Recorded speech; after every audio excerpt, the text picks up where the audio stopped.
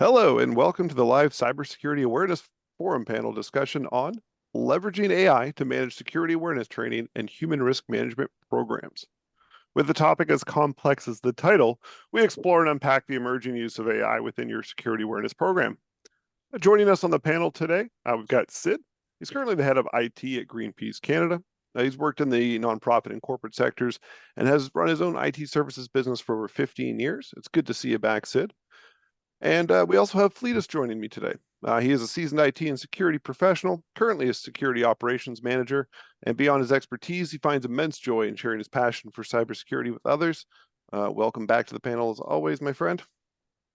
And I'm Ryan Healey-Ogden, and I'm the Director of Cybersecurity Solutions at ClickArmor, and also just a passionate speaker and cybersecurity educator myself. And welcome, this is the 49th CSAF session, and I want to welcome back everyone who's participated in past sessions, and also welcome any first-time attendees. And always, it's always fun to enter your location into the chat. I see that happening now. Thank you, Fletus from North Carolina. And yeah, so drop in your location. Let's see where everyone's from. And as you guys are doing that, we'll just go through a couple of reminders. Our number one goal, let's help security awareness managers and others concerned with security awareness help collaborate and learn from each other. So this is an open discussion. Feel free to use the chat, share resources, and ask any questions you may have for the panelists in there as well. And so yeah, without further ado, I think let's get started today. We've got take a look at the what we do with the recordings. You know, we are recording the session, so we will put this up on our YouTube within 3 days. We'll have the full session there. We also do some smaller clips that you're always welcome to share and repost on social media. We distill the content every quarter into an industry report. So we'll be publishing a new one of those fairly shortly after Q3. And we also have the Cybersecurity Awareness Members Forum. You're more than welcome to always join that. Again, it's a resource sharing opportunity for others. Oh, and we've got Scott joining. Surprise, we have Scott joining us from Italy.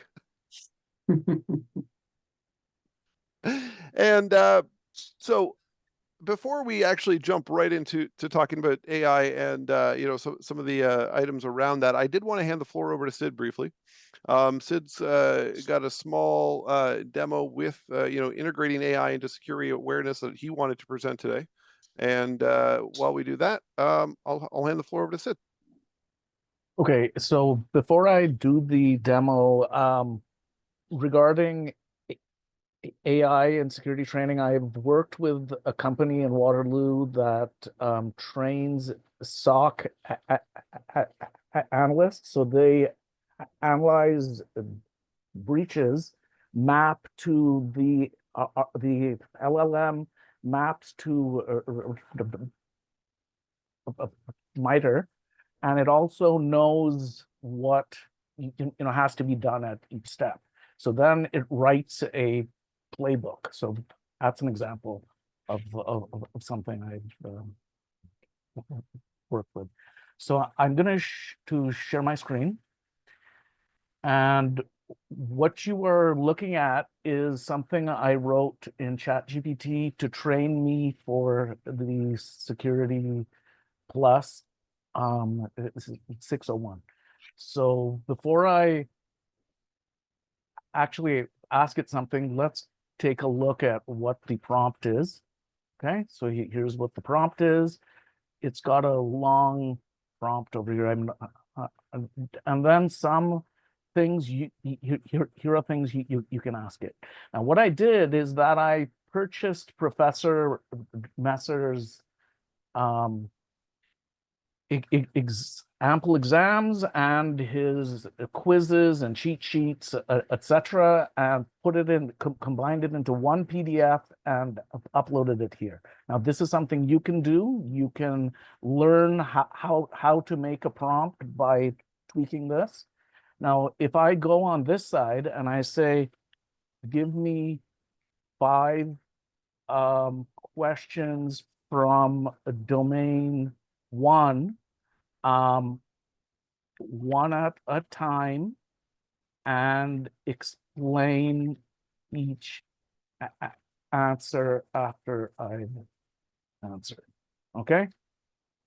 So let's see what it does. Okay, so it's searching that PDF.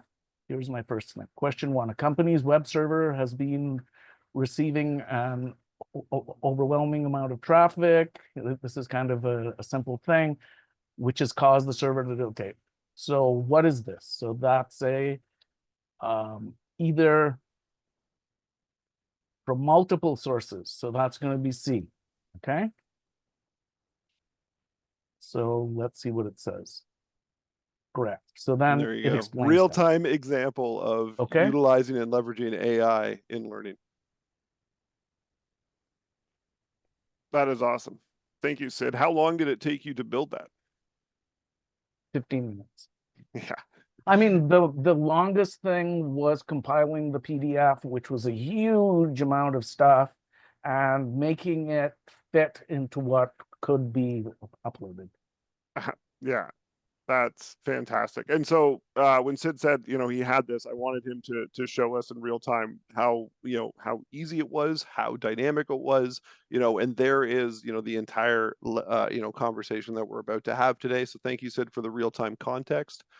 Just speaking of AI, driven cybersecurity, looking at some stats about investment, 2023, just 50% of companies saying, yeah, we should probably look at this. And now within 2 years, it's going to be over 80%, right? Everyone is now looking at AI and saying, how can I leverage it within my cybersecurity and within my security awareness and human risk program?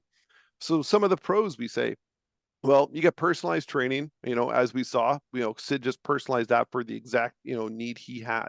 Real-time threat simulation, again, he referenced that when talking about SOC analysts, and then enhanced efficiencies. It just makes everything a lot quicker and cleaner, right? Cons, we got to be careful though, false results. We know that, at ChatGPT and all of these different AI models can have, times of inaccurate results. And if that is now in part of your training, well, that could be a massive problem. There's also bias and discrimination. You have to understand that models are trained, and so if that model is trained to have a skewed, thought or idea of something, again, it will provide inconsistent results for maybe what you're trying to do. Lack of transparency, unless you've actually written it and created it yourself, like Sid did, you might not necessarily know what's lingering behind the scenes in that model, again, to be influencing your people in your training. Privacy concerns, because where does that data go? And high costs. Those are just some things when we first kind of look at it. But again, it's early in the journey. And then something else, we've got, AI, is it, going to be more harmful or helpful for the industry, right? We're always kind of battling, like, everyone's saying, well, 95%, believe LLMs making phishing detection more challenging. Okay, we all know this, right? The Nigerian prince all of a sudden speaks perfect English, or can speak, any dialect of English that someone wants, and it's no longer going to be look for the grammar that necessarily stops these attacks. So if the AI is now producing more, aggressive and convincing phishing attacks, how do we leverage that same technology to train our people to get better at spotting, these scams and these incorrect emails? So, implementing AI, you have to consider some best practices around it. So some that we found are define a clear strategy around it. So understand what you're trying to achieve with the AI that you're going to implement and where. Ensure data quality and privacy. Again, coming back, know where that model came from, or did your team build that model? Is that in-house? Monitor it. Let's keep an eye on things. Let's not just launch it and let it go into the wild, but then evaluate and adjust. All right. We always have to kind of take a look at something and kind of fine tune it. So, those are some kind of the setting the context, Sid's real life example, some of the threats we see there, advantages, disadvantages. Kind of before I jump into, some questions, any comments from either of you, about AI and how it's just emerging within our industry? Yeah, I'll go quickly. Just a little note. It's just being knowledgeable and being curious. And I think that's where most companies having to be comfortable with the curiosity. Like train your employees, train your C levels and your board that I don't have the actual author of the quote, but AI isn't going to replace humans. It's people who are using AI that's going to replace humans. So it's getting comfortable using the tool. And we've talked on other calls about this, and I've shared this in other places. AI is just another tool in the toolbox. It's not the toolbox. And we have to get leadership to realize that it's a tool. It's not the toolbox, and it's not going to displace all of your security tools or your security staff or your organization.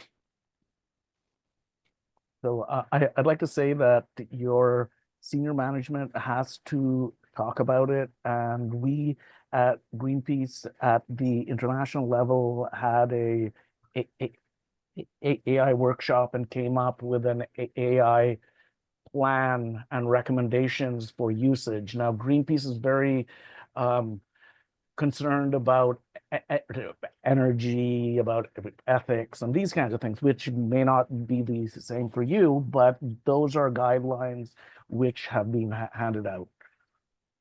Yeah, great A points. quick point on that one too, and you mentioned high cost. There's two costs that go with it: time and resources. When you say cost, the LLMs are burning kilowatts of hours, so it's not a green technology to use this. So if you're using, depending on your company model, and you're trying to go carbon zero, go into net zero, using an LLM may not be, an internal LLM may not be appropriate because of your server usage.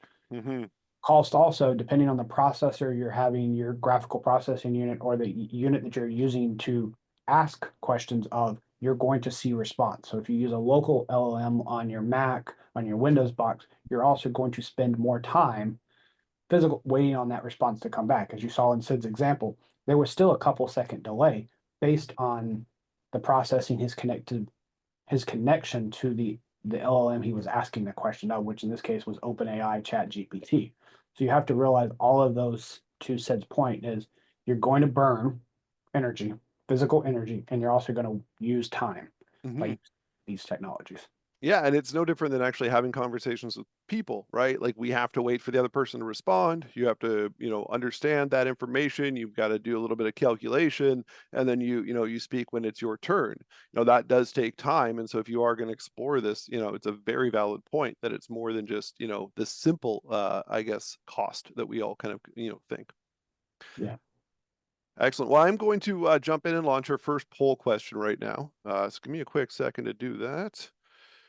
We've got 3 poll questions today. First one, I'll also share the screen just so everyone can see it just in case. We got some people answering it. So first poll question, have you used or completed a security awareness training program that uses AI? So have you come across it so far in the world?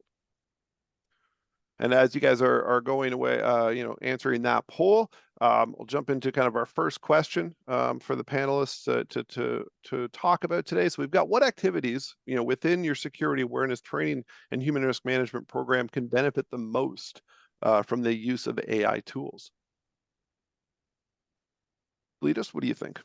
Sure. So kind of just in generic, and we can type back in, is when you're building out your program, you can ask the LLM for topics. Once you have a topic, you can ask the LLM to give you pros and cons of the topic. Then you can ask the LLM based on the region that I'm presenting to, give me pros and cons. And you can use it as a conversation. So like we already talked about, you're asking it like you would ask a peer. So you tell it, I'm a security awareness manager. This is the size company I work in. This is my clientele, if it's internal, external, and this is what I want you to build on. So you can use it to help put guardrails around how you build your training material, your infographics, your presentations, your micro learnings, which we talked about in the previous. You can use it because you give it a persona.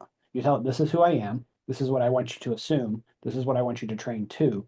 So it helps you narrow the scope of, I have 1,000 topics. I have 1,000 ways to present it.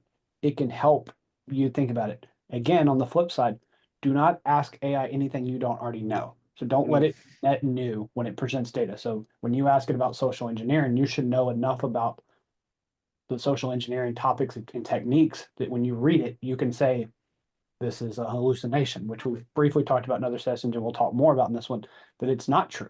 Don't ask it about something that you can't go verify. Like there's been numerous cases in other states where they've asked for court cases and it made up a court case. Yeah. Got stuff thrown out. Or you ask it to give you a model, that model has been fabricated. That model doesn't exist. Like, for example, if you asked it to base it off of the CIS controls, it may only know about CIS 7. It doesn't know about CIS 8 or 8.1. So be very cautious when you tell it to ask you for information on when it was learned and be able to verify it either through your internal policies or an external resource, what it's giving you back. So that's my recap on that, is just be comfortable doing a little extra research and verification after you've Yeah. interacted.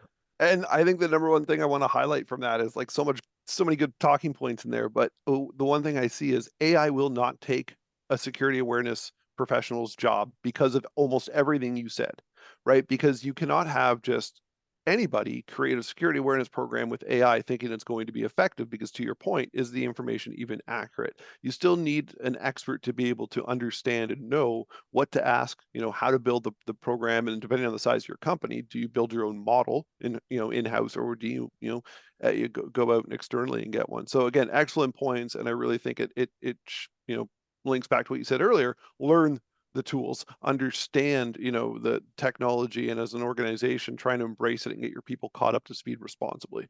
Sid, did you have an idea of how we could use AI to help with our awareness and human risk programs? So we use it in two ways. We use it for baselining. It helps in looking over time at our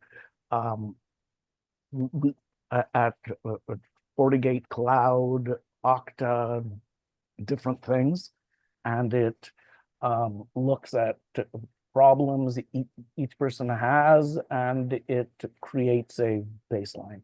Okay, and that just fed into Splunk and this and that. So that's one thing. There's another thing which we use, VirusTotal, and it's not really AI. It's an algorithmic way of looking at things, and using I think it's Yara. We look at what scores are for in VirusTotal, and then it tells us when somebody has reported a phishing email, how that thing fits within what its model is. So Yeah, it's then building like a whole profile. learns after time, and it recommends this is a 75% danger, etc. So that's something we use at On that note too, to Sid's point, your security awareness software that you're purchasing has AI built into it now. Almost every single one I've touched to. Yeah. So you can go into your phishing simulation platform and tell it to build you a phishing simulation with AI. On the flip side, my warning there is ask the vendor what model are they using, going back to Ryan's point. So if this is OpenAI, this is how OpenAI handles their data sanitation. This is how OpenAI handles X. Or you ask the vendor, are you learning? Are you just giving me feedback? Because if you learn how the model is using, you can put more prompt engineering knowing that it can't be added back to the LLM. It's only for your session. And then it forgets it because it's called, and I'm drawing a blank, not the sanitation, but it's data grounding. It does data grounding inside of the program so that it can't be added to the model. So that's another way. And then for your abuse mailboxes or your phishing, like when you report, there's analytics that AI can literally look at it and give a response back, because it can take the engine, look at your environment from your mail gateway, from your SIM, your SOAR, whatever security product. There's still a lot of acronyms at you. It can go mine the data from your environment and say, this has been seen by other users. Thank you for reporting. Thank you. This is malicious. Thank you for reporting. This is somewhat safe. On the flip side, as a SOC manager, I may not want automated responses to go to the user, but I may want it to come to me or to my team. I treat it as an analyst, then I verify, and then I forward the communication onto the manager, the team, or the individual. So you've got a lot of capabilities built into your tools. Just learn how your tool uses your prompt engineering and the feedback of data it's collecting from you putting user submissions into it. Yeah. I mean, that's the whole thing. Where is it coming from? Because everything has AI built into it. Like, name a app, tool, website, anything that you don't log into these days and it says now powered by AI, or use our AI version, or generate this, right? But where is where is that data coming from? But B, where is the data that you're inputting going? right? That's just a whole other conversation. But when you're thinking about responsibly, integrating it into a security awareness training program and something that, again, people will believe. So you have to understand that that is a very sacred kind of ownership as a teacher, as an instructor, as someone who leads education is, you need to make sure that your information is fair and accurate. And with AI, we have to be very careful to walk that line. I think we're going to jump into our second poll question now. One moment, please.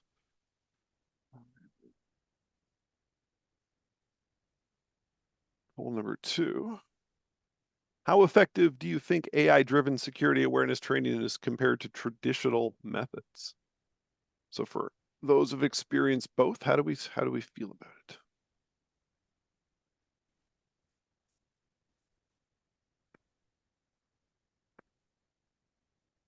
And while you guys answer that, we'll jump into our next question for the panel. What are some of the pitfalls on relying too much on AI for strategic planning and tactical activities? So when it comes to a little bit more higher level stuff, what are some of the pitfalls that you've either seen or you guys just imagine are coming down the pipeline? Said you go first here. So I think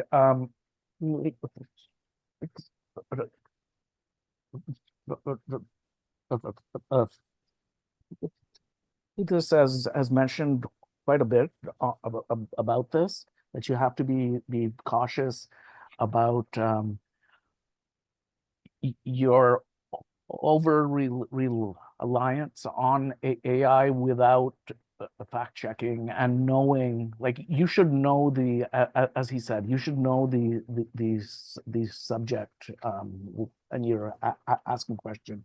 What I use it for day to day is outlining and just asking it to bullet point things. I don't feed it any information from reports because of what I'm using. If I'm using ChatGPT, it'll be it's scraped. I don't want that.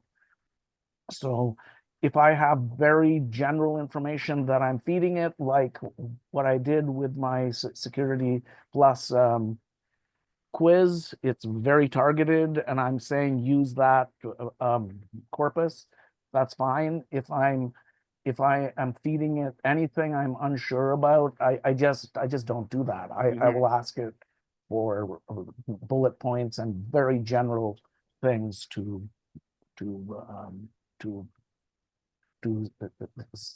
supplement. Now, I've also gotten ChatGPT to break its guardrails and give me POCs on different things. I've shown that to Ryan, and but that was earlier models. I've not done that lately.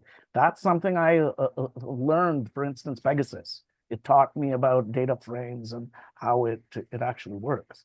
So yeah, and so I mean, it is still a model and it's still a technology, and that technology is vulnerable. I mean, if you could break it as a an avid user, we have to understand that there's people that are breaking models all the time, and then if they're injecting what now is the new truth, when you start to look at a higher level planning, especially we said strategic and tactical activities, if you're letting someone else's kind of model and someone else's end goal and someone else's desire craft that plan, that could be very costly as a corporation at at any size or at any department.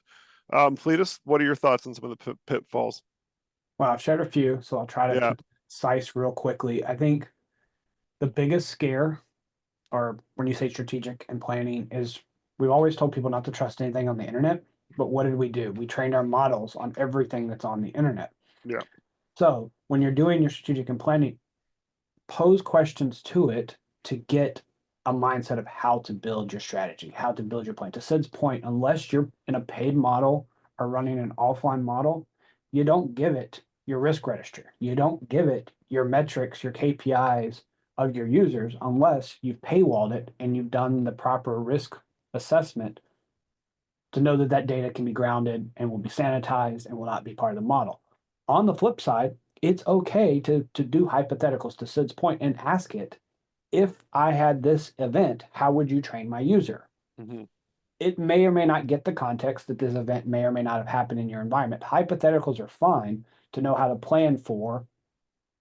Let's just pick on the latest news. A pager detonating in the middle of a crowd. Yeah. That's not something that the model is going to know anything about. But now you want to go ask, what do I do to evacuate my small office in the event of an explosion? It Mhm. may not know about the article, but now you know how to do security awareness, physical security awareness, on how to do evacuations for an electronic device that combusts or explodes. Like, I hate that Lebanon had this, but those are things that now you can go use the model to go train yourself Well, on that's physical the thing. security. Yeah. Until something happens, I Yeah. mean, we can only imagine it, but once it does happen, it becomes fact and it becomes something you can train and Yeah. learn from. And eventually those articles will make it into the model, but then we've talked about in other calls, science fiction makes it in there, and science fiction is not what you want to put into your strategy. Like Oh, it's absolutely. not. Yeah. So you gotta be careful. And as we know with Google, and we had to train everyone and get everyone through Google when Google became a thing and Google entered the workforce. We had to let everyone know that you can't ask it closed-ended questions because it will give you results based on that question, right? Like if I go and ask it, will Trump win the presidency? It will tell me yes. If I ask it, will Harris win the presidency? It will tell me yes. It will tell me what I want to hear. AI models, we have to be very aware, will do the same thing because they're built off of the internet, which I would have to guess the internet is less than 1% true. Like someone can fact check me on this, but out of everything that is out there, we can only probably confirm a very small amount of it. So if we're building all of our information models off of that misinformation, to your point, how can we trust things, especially when we look at it on a strategic or a higher level in planning? And it's the flip side that we all talked about. We used to say trust but verify. Now it's verify then trust. So you have to flip it on end. You have to verify everything you read now, which slows you down.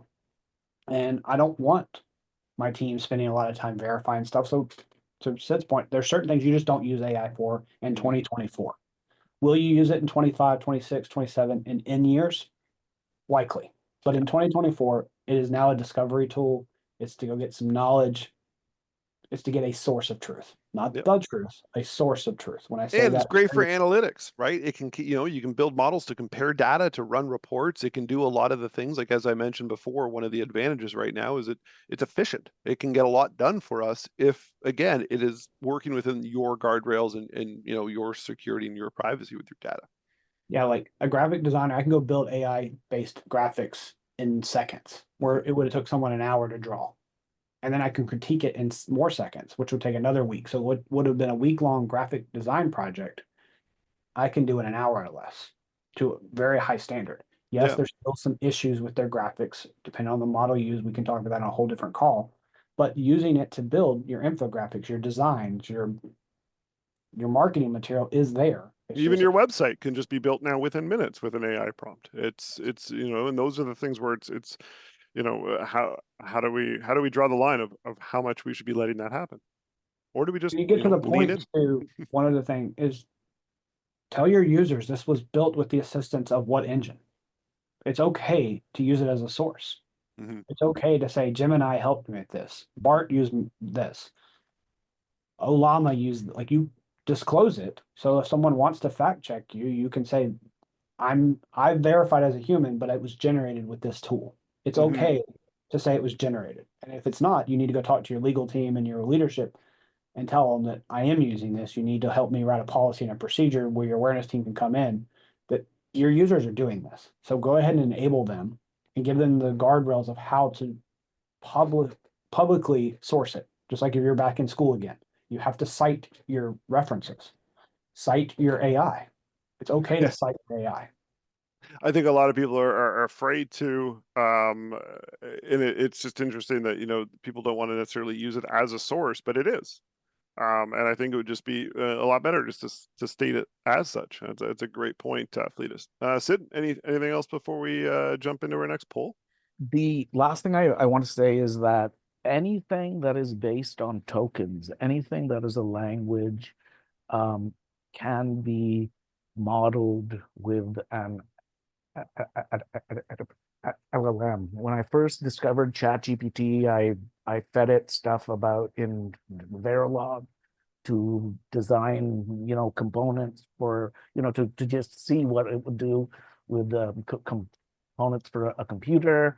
I fed it, I made it draw drawings at that time before it could draw, and it would draw like line drawings. And I also made it talk to me in emojis. Anything that is a token can be fed into it, anything that's a language. So I see people using it for report writing and this and that, but there's so much more that an LLM can do. It's just up to your imagination. Yeah, absolutely. That's a great point. Okay, I'm going to jump into poll number 3 of the day. What is the biggest challenge in implementing AI for a security awareness training program? So there's a few options there. I'll share this as well so we can take a look at it.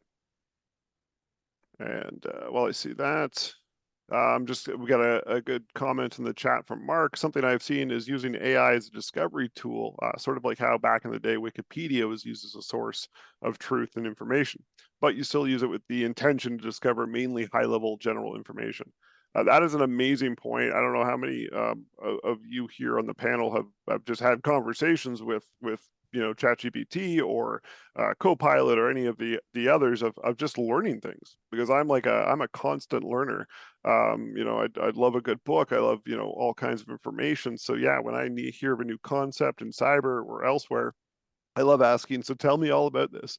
Give me 5 new articles about this, and having a conversation about things, because it's so cool. It's almost having access to an expert, right? And that is something that I think when we're looking at our training programs, I mean, that's great to be able to access multiple people like we try and do here with a forum, but at the tip of your fingertips, like rather than me having to open a chat window and ask Fletus a question, wait for him to get back from lunch and answer my question stuff, I can just ask ChatGPT and we get to the same result. So it's super cool.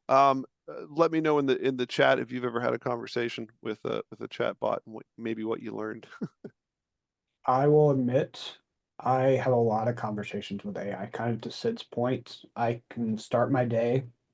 I can use it as breaks in my day to like go learn something. To your point, Ryan, I want to know more about this. I'm interested in sharing this. This is what I want to share. What am I not thinking about? How could this be perceived? Like asking it, like more or less an SME that you said, a subject matter expert, even though I know I have to verify what it says, Mhm. but I'm going to treat it with someone who at least has knowledge of the topic. So it's not me just walking to the guy on the corner of the street, tell me about quantum computing. I'm asking AI to tell me about quantum computing, and then I go verify it with sources that I know that are legitimately investigating quantum Yeah, computing. and it's no different than if you walked into a security conference and heard like Professor PhD talking about quantum computing and he says something radical, right? You're still going to fact check that, right? That we all open our phone up and we Google that and we're like, that's really true. Oh my God, Correct. right? But that's the same thing with ChatGPT. They give you, or they give you the source. You can go fact check it yourself. You can understand. You can go down rabbit holes. It's fantastic. But yeah, it's a great way to learn. Yeah. Okay. Third poll is complete. Thank you everyone for answering that. I think that then leads us into our third question of the day. How can security managers set up guardrails for avoiding negative outcomes from using AI tools? So you put yourself in that shoe, and again, thoughts if you want to dump them into the chat. I'd love to hear from the attendees as well. Fletus, any thoughts on how we guardrail this? So we've discussed this a few times, but I'll add a few more. Is tell them it's okay to use it. Tell them okay when it's not to use it. So help them understand it's okay for discovery. It's not okay to feed internal or confidential data to. And even if it is okay, you need approval before you put it in there, because there may be something you haven't thought about that we just learned about the AI engine. Because that's the other thing, that there's got to be a constant communication with your GRC analyst, with your security operations analyst, what they learn every day about the vendors they're doing business with. We true up about our vendors all the time. So I'm going to pick on a vendor, and it's nothing against them, but LastPass kept lying to us until they finally told us the truth. So AI has lied to us to a certain extent, or generative AI has lied and then told some truth, and then it's lied and then told some more truth. So eventually you're going to get an 80% truth out of them, but there's still a 20% lie in there. So you got to be careful with what we do. So again, goes back to the verify but trust comment I made, and then let them know, socialize it. Hey, does this sound right? Does this read funny? Does anything about this tickle you in a way that I haven't thought about yet? Because you're blinded by what you're prompting. You're asking it questions to your Google. Like, this is what I want you to tell me. So as long as it tells me what I think it should tell me, I'm going to check a box. I'm going to move on to my next task. Where Ryan will have a different perspective. Well, I've heard differently. Maybe fact check that one more time, or go find another source that meets that. So that's having that peer review. I understand some orgs don't have they're a team of one when it comes to awareness. But you should still have a colleague who knows enough, a security champion, an advocate, a leader who you can bounce things off of and say, before I broadcast this publicly or put this into a newsletter or publish this in a webinar or add this to my security awareness or annual training, let me know your thoughts. Let me know your thoughts. It's simple as let me know your thoughts. That's what this forum is today. We're sharing our thoughts with each other. It's okay to bounce ideas interactively outside of a computer model. I've already told you I spent a lot of time having conversations with AI, but it can't be the only one I have a conversation with. Mm-hmm. Yeah, we have to not forget the people along this way, right? And I think that's a great way. Mark said, before I hand over to Sid, Mark said in the chat, policy on AI usage is the first thing we need in place. Yeah, absolutely. I mean, a lot of corporations need better cyber policies overall, but definitely when it comes to emerging technologies and emerging threats. Again, we got to remember, we're talking about all the positives of AI today and how to incorporate it into our programs, but one of the biggest threats against us in the industry is AI as well. So I think to Fletus's point is to normalizing it and understanding it, and so people might be more curious about it. If they know how it works, they may know how it could be a threat against them. Sid? Yeah, so I want to follow up on Mark's point. Policies and guidelines. Again, senior management has um, to not be afraid of talking about this, and needs to, as Fletus has said, normalize usage. I think you would do yourself a disservice if you don't use it, but you have to know what you can use it for, what you can't, and that needs to be written down for your corporation. Yeah, and I think some sort of definite, like, I guess revisiting that policy on a regular basis, revisiting the training, on a regular basis, I think would be important as well. I don't think this is something you can just kind of create a policy for and put it on the shelf, right? And that, as we know, like, you can do that for a lot of things because a lot of things don't change. But, this is something that, to Fletus's point earlier, the models change all the time. And what those models can do with our data and our information change all the time. So yeah, those threats are always emerging as you continue to use the technology and rely on it. So again, yeah. On that point too, think of it this way. This is the best analogy that I've used recently. When cloud first came out, when we started having public cloud, understanding the shared responsibility model that comes with using cloud. Think of AI with that shared responsibility model. Is this a free tool? Am I their product right now? Because I'm now the product because it's free. Mm-hmm. Is this a paid tool, or is this an internal tool? So you got the shared responsibility between an IaaS, a SaaS, a PaaS, just like you have in the cloud. Think of your AI models in the same way. Where am I hosting my cloud? Who am I using for my cloud? Same with your AI. Who is hosting my LLM? Who is interacting with my LLM? Who sees my data?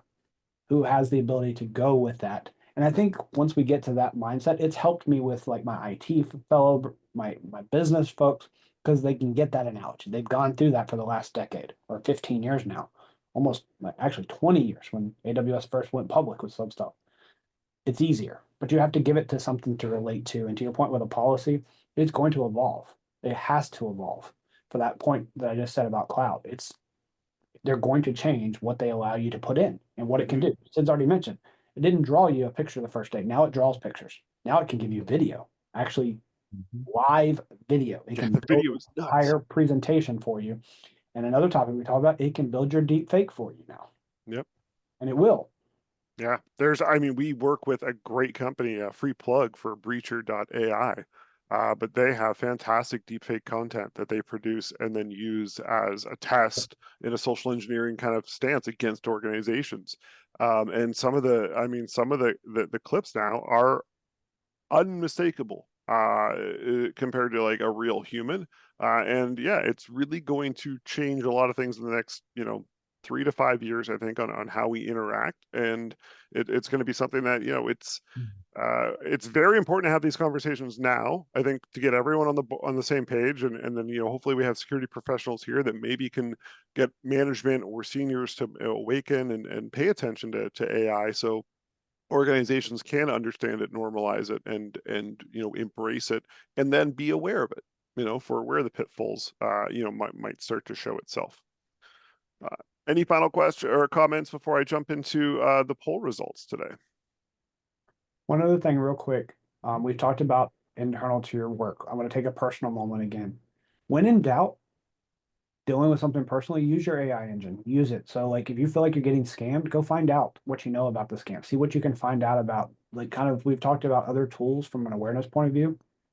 No longer having to know that virus total does this, or hybrid analysis does that, or site review does it. You can literally ask AI, what do you know about this email, this domain, This like phone number, like, this phone number? mhm. Again, don't trust everything it has, but that's a quick and easy, and I'm going to use a term I hate, single pane for a mom, an uncle, a grandmother. If you can give them a brief tutorial, like Sid did at the beginning of this, of how to use it, they can learn something from it real quick. Like, this is not a standard email. This has not been seen. This has not been heard. This is the subject of your email. Like, there is some technical piece to that, but train your trainer, teach your family how to use it just like you would teach your employees.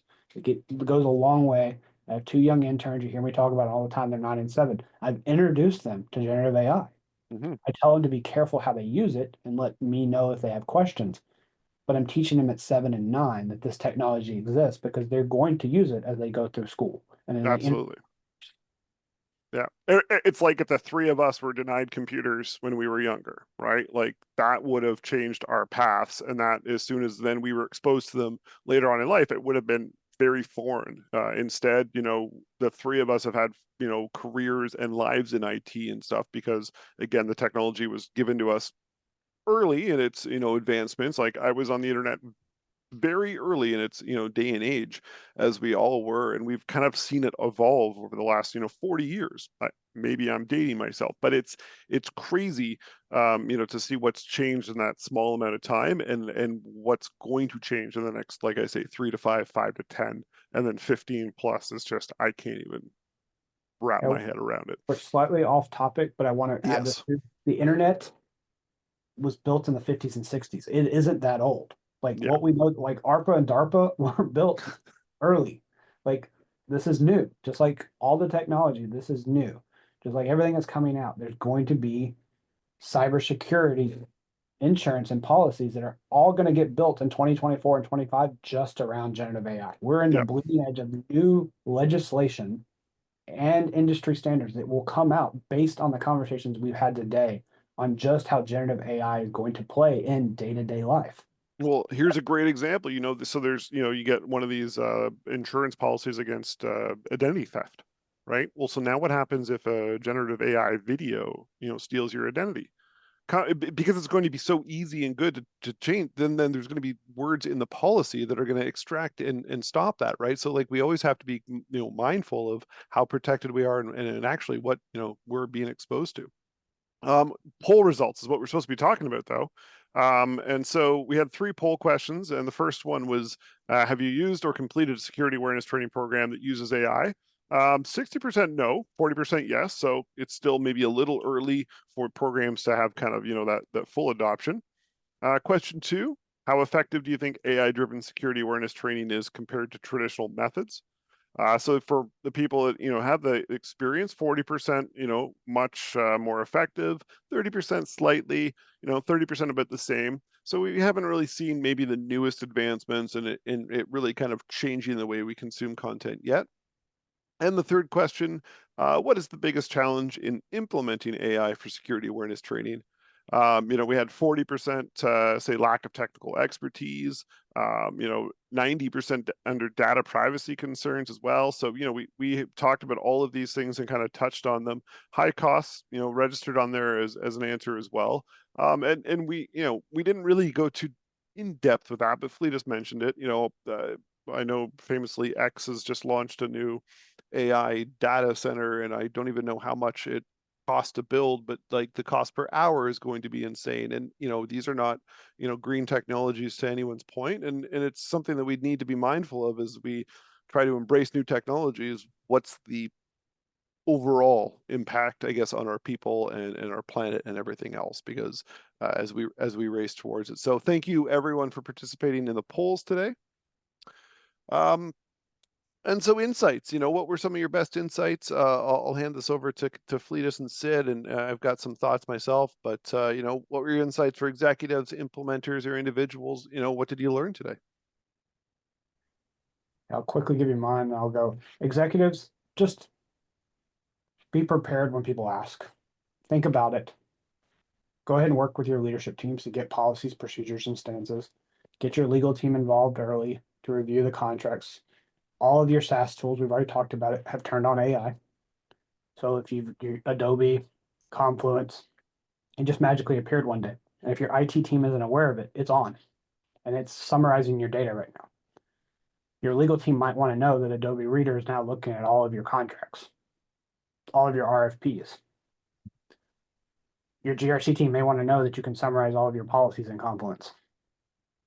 Like there are things that you got to think about with these tools that come into play. So your executives need to be aware of that. And with security awareness, use that. Mm-hmm. Highlight it. Hey, this got turned on here. Don't use this without consulting with your leadership team. Hey, use this function for this. Like show them how to use it when it's turned on in these tools. And then for you as an individual, be curious. Keep asking questions. If they say no, find out why they're saying no, because as we already talked about, AI is not replacing humans using AI are going to replace humans. So you need to be comfortable pushing that with not an agenda per se, but pushing that as this is now a tool, just like the laptop you gave me as a tool. Yeah, great point, Sid. In summary, as we've already said, don't be afraid of AI. Have the talk with your management team and whoever else, the whole org, to see what they want to use AI for and why. But have controls in place, as we've already said. Have some sort of guidelines, evolving guidelines and policies in place, and have somebody whose job it is to look at all of this, to constantly look at this and be aware of what is possible and what's actually happening with your data. No, totally. I mean, awareness, like we just need to be aware of what the models are doing, what they're capable of, and what your people are doing with them. All these different topics from the top down. Yeah, executives, be prepared for it. Be prepared to answer those questions and to support your business with it. But be prepared to say no to it as well. We don't have to use AI. Right. Let's not force, a circle in a square hole to solve problems, right? Just because it's a new technology doesn't mean we have to use it, right? We're not all in the cloud because it makes sense for a lot of people to still be on-prem. And it's been crazy to me to see how many businesses have moved from the cloud back to on-prem in the last 5 years for various reasons after the massive cloud rush, right? Like the gold rush. So we have to be mindful of this. Will we all be using AI like crazy in 5 years? I don't know. Could it go away because we see it as a threat and the data is unrealistic and all the models break? Possibly, or maybe we just find a nice balance where it's just one of those tools in our tool belt and we have so many more. And the next thing we know, we're like, AI is old news because quantum encryption and quantum computing is just blowing our mind by 2030, and we're all, our supercomputers are the size of pennies, so we don't know what's next, but right now this is the technology kind of hurdle that we're approaching. And I think just approaching it responsibly is the message I'd have for all. And the takeaway I think we had from today is walk before you run, and just be mindful with it. So that being said, pay a couple bills here. Let's talk about ClickArmor. And we've got micro learning for employees. We've got gamified education for employees. And one of the things we do is we always roll out new training as the market needs it. And so last year we rolled out our AI course. It's already been updated, and it's a great way to get organizations to introduce the idea and the safety implications and the guardrails of AI, and make sure that your people understand it. Not to mention we also have training on all the different cybersecurity awareness topics that any organization needs. So if anyone's interested, you can always scan the QR code or reach out to myself. I'd love to have a free demo with you and explain the power of ClickArmor. We've got quick start bundles for businesses of all sizes as well, and corporate packages to suit anyone's needs. And that kind of brings us to the end of today's session. I've got to thank everyone. It was a great session, great topic as always. And next session will be in 2 weeks. We will welcome to Cybersecurity Awareness Month. It's our 50th episode. It just so happens to kick off Cybersecurity Awareness Month. I think it's going to be a lot of fun. And I hope to see all of you there in 2 weeks. So as I said before, thank you. Thank you, Fletus. Thank you, Sid. And we'll talk to you all soon.